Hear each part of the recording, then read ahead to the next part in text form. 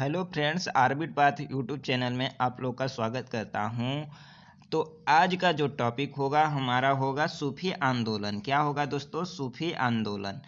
अब ये हम लोग पढ़ क्या रहे हैं? तो भारतीय इतिहास में हम लोग प्राचीन भारत पढ़ लिए हैं और मध्यकालीन भारत का हमने 3-4 टॉपिक पढ़ लिया है, जिसमें हम लोग क्या उत्तर भारत, दक्षिण भारत और सल्तनत काल, दिल्ली सल्तनत और क्या भक्ति आंदोलन और विजयनगर साम्राज्य, ये 5 टॉपिक हमने मध्यकालीन भारत के क्लियर किए हैं, जिसका हम लोग लिंक हम क्या करेंगे, लिंक डिस्क्रिप्शन में डाल देंगे वीडियो प्लेलिस्ट का।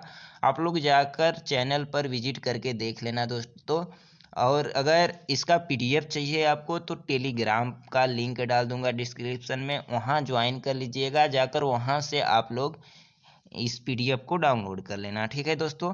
तो आज हम लोग जो टॉपिक स्टार्ट करने वाले हैं, सूफी आंदोलन। तो सूफी आंदोलन से भी कई सारे परीक्षाओं में 1-2 क्वेश्चन मिल जाते हैं, तो इसको वन लाइनर फॉर्मेट में ही पढ़ना आपको सही होगा। ठीक है। कहाँ से आया, कब से आया, ये आप लोग को जानने की ज़रूरत नहीं है।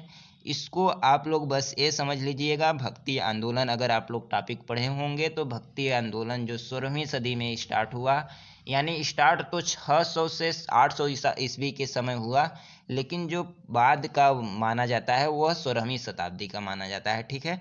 तो उसके बाद ही आया सूफी संप्रदाय। तो सूफी संप्रदाय जो थे वो सूफी संतों द्वारा उर्दू भाषा में किया गया। इसका जो उद्घाटन हुआ या इसका जो प्रचलन हुआ वह किस भाषा में हुआ? उर्दू भाषा में। ठीक है। तो इससे जो टॉपिक से जो प्रश्न बनने वाले हैं उसको हम लोग देखते हैं। तो पहला जो क्वेश्चन होगा वह क्या क्वेश्चन है? वह सूफी संत कौन था जो यह मानता था कि भक्ति संगीत ईश्वर के निकट पहुंचने का मार्ग है? ठीक है दोस्तों, क्वेश्चन पूछा जाता है, इंपोर्टेंट लगा लो कि वह सूफी संत कौन था जो यह मानता था कि भक्ति संगीत ईश्वर के निकट पहुंचने का एकमात्र मार्ग है? तो मोइनुद्दीन चिश्ती। मोइनुद्दीन चिश्ती। ठीक है दोस्तों। अगला क्वेश्चन है, भारत में चिश्ती सिलसिले को किसने स्थापित किया? तो शेख मोइनुद्दीन चिश्ती ने। ठीक है दोस्तों। अगला क्वेश्चन है, सूफी सिलसिला संप्रदाय मूलतः संबंधित है तो इस्लाम से। जो सूफी संप्रदाय है उसमें उर्दू भाषा का प्रयोग हुआ है और मूलतः जो संबंधित है वो किससे है? इस्लाम से संबंधित है दोस्तों। किससे? इस्लाम से। और ख्वाजा मोइनुद्दीन चिश्ती की जो दरगाह है वो कहाँ है? अजमेर में है। इसको भी याद रखना। ठीक है।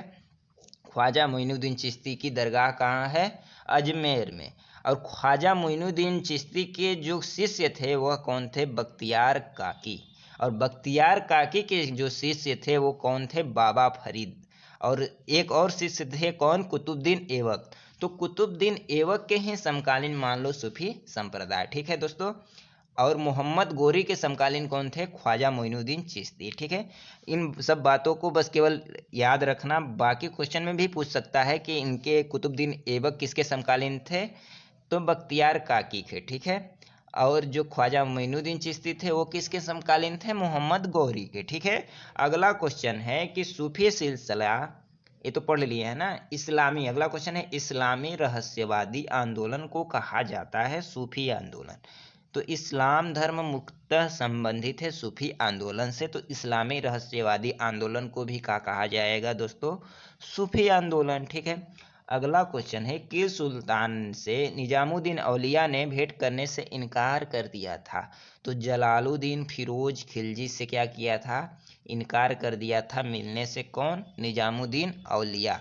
निजामुद्दीन औलिया कौन थे भैया? निजामुद्दीन औलिया बाबा फरीद के शिष्य थे। बाबा फरीद के शिष्य थे। ठीक है।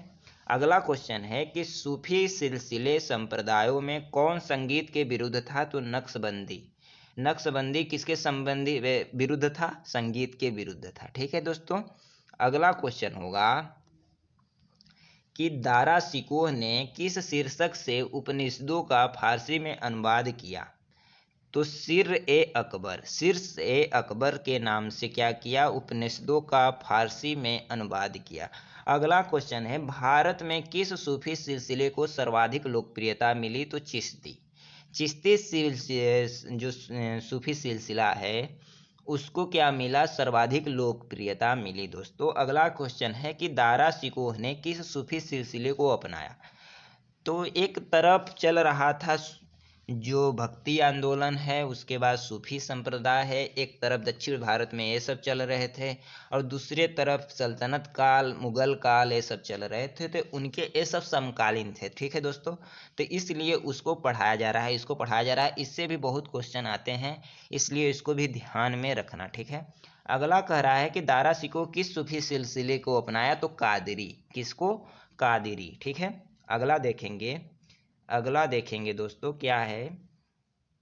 हाँ, अगला क्वेश्चन है कि किसे शेख उल हिंद की पदवी प्रदान की गई? तो शेख उल हिंद किसे माना जाता है? तो शेख सलीम चिश्ती को। शेख सलीम चिश्ती को क्या माना जाता है? शेख उल हिंद। एक कहानी इसके पीछे है। जो अकबर था, अकबर का पुत्र कौन था? जहांगीर। तो अकबर का पुत्र कौन था? जहांगीर। ठीक है दोस्तों, तो जहांगीर का जो मूल नाम था वह सलीम था। क्या था? सलीम था। तो सलीम, इन्हीं शेख सलीम चिश्ती की दरगाह में आने की वजह से उसका नाम अकबर ने सलीम रखा था दोस्तों। अगला क्वेश्चन है कि किस सूफी सिलसिले की गतिविधियों का मुख्य केंद्र बिहार था? तो किस सूफी सिलसिले की गतिविधियों का मुख्य केंद्र बिहार था? फिरदौसी। ठीक है दोस्तों, अगला क्वेश्चन है कि सूफिया कलाम जो एक प्रकार का भक्ति संगीत है की विशेषता है? कश्मीर की विशेषता है। किसकी विशेषता है? सूफिया कलाम कश्मीर की दोस्तों। ठीक है, अगला क्वेश्चन हो जाता है मेरा दोस्तों कि सूफी संत ख्वाजा मुइनुद्दीन चिश्ती किसके समकालीन शासन काल में राजस्थान आए थे? तो पृथ्वीराज चौहान के समकालीन शासन काल में राजस्थान आए थे दोस्तों। कौन? ख्वाजा मुइनुद्दीन चिश्ती। अगला क्वेश्चन है कि प्रसिद्ध सूफी सलीम चिश्ती रहते थे फतेहपुर सिकरी में। कहाँ रहते थे? सलीम चिश्ती फतेहपुर सिकरी में। इसीलिए अकबर ने फतेहपुर सिकरी में बुलंद दरवाजा और ये सब दरवाजे का निर्माण करवाया था, बहुत सारे मंदिरों का। ठीक है दोस्तों, अगला क्वेश्चन है किस सूफी को बख्तियार काकी कहा गया? किसको बख्तियार काकी कहा गया है? बख्तियार काकी का मतलब भाग्यवान रोटियों वाला। ठीक है दोस्तों, तो बख्तियार काकी किसको कहा गया है? ख्वाजा कुतुबुद्दीन को। किसको कहा गया है? ख्वाजा कुतुबुद्दीन को ही बख्तियार काकी कहा गया है दोस्तों। अगला क्वेश्चन हो जाता है काव्य विभक्ति के रूप में उर्दू का प्रयोग करने वाला पहला लेखक कौन था? अमीर खुसरो। अमीर खुसरो किसका काव्य विभक्ति का रूप को उर्दू में प्रयोग किया था? कौन? अमीर खुसरो। ठीक है, अमीर खुसरो का भी एक अपना क्या है, अलग से कहानी है। क्या है अलग से कहानी? उसको देखेंगे अगले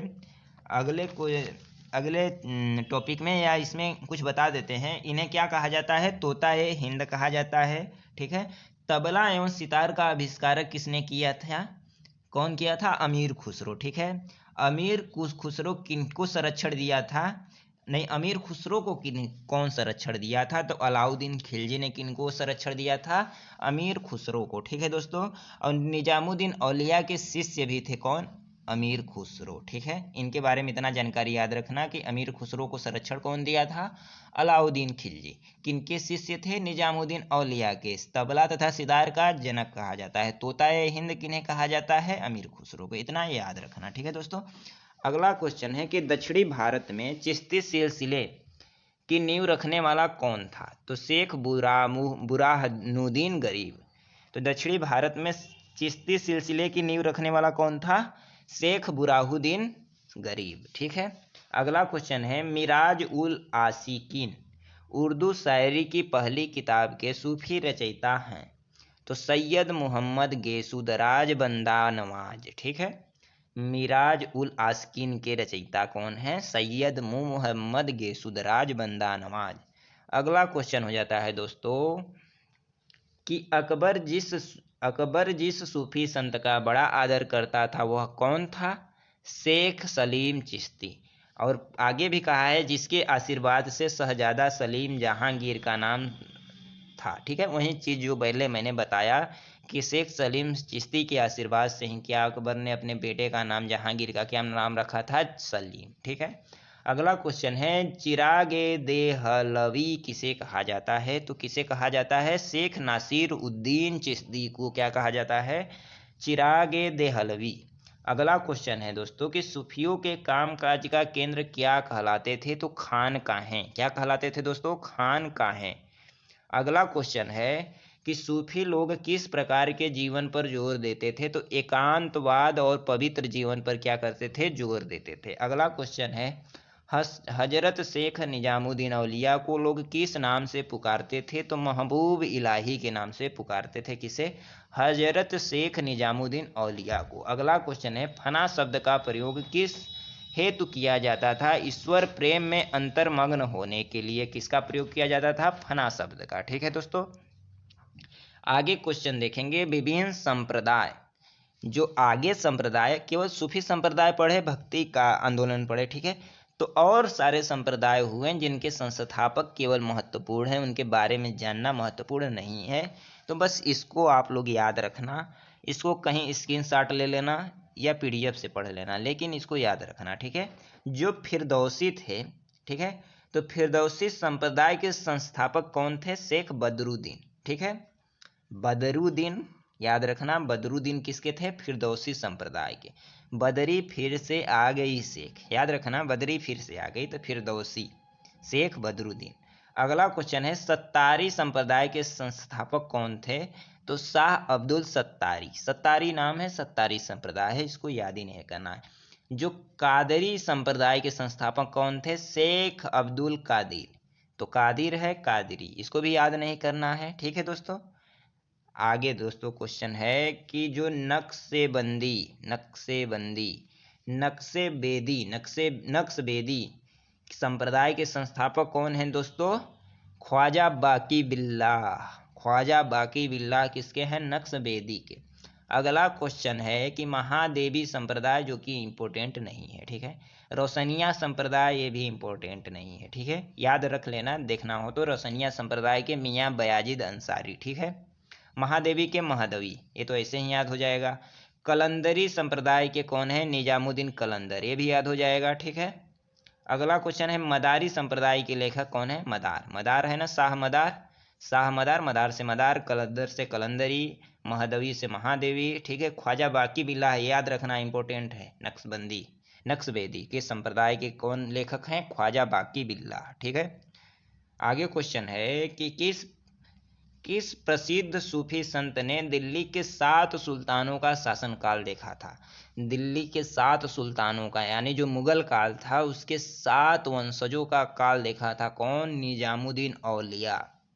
भाई साहब क्या व्यक्ति है, 7 सुल्तानों का शासनकाल देखा। कौन? निजामुद्दीन औलिया। ठीक है दोस्तों, अगला क्या टॉपिक आ जाता है? अगला टॉपिक आ जाता है मेरा मुगल काल। क्या जाता है? मुगल काल। तो मुगल काल जो होगा हम लोग का अगला टॉपिक होगा, जो हम लोग कब पढ़ेंगे?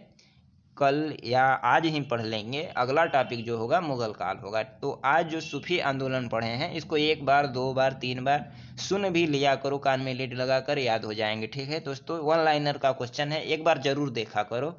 और वीडियो आपको पसंद आ रहे होंगे, हमारा मेहनत आपको काम आ रहा होगा, तो लाइक और सब्सक्राइब कर देना दोस्तों। ठीक है, जय हिंद।